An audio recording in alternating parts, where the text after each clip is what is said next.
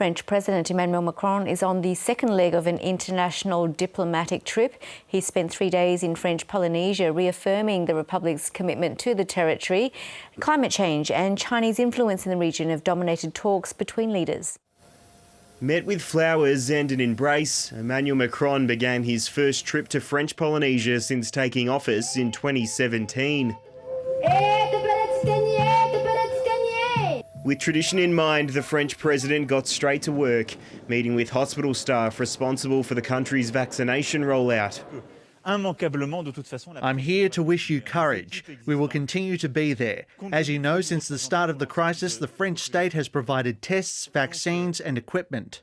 Macron walks a fine line on his 4-day trip, reasserting the French Republic's influence on the autonomous archipelagos, while acknowledging the relationship's rocky history. French Polynesia bore the brunt of France's nuclear testing regime during the 1960s and 70s. Many still blame Paris for cancer diagnoses caused by the radiation. I will fight alongside you for the archipelago to be part of the UNESCO World Heritage.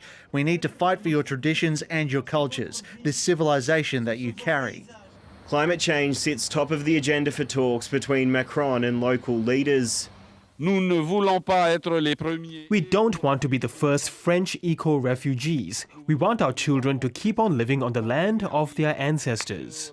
President Macron was on the coral atoll of Manihi to announce an $80 million storm shelter project funded jointly by local authorities and the French government. We are talking about your lives and the lives of your children when we speak about the consequences of global warming. We are talking about today, not about tomorrow. It's a charm offensive of sorts as China looks to expand its grip on the region. French Polynesia has looked to Beijing to bolster its flailing tourism industry. The country's president is also expected to ask his French counterpart for a loan to support his country's social welfare agency and the domestic airline.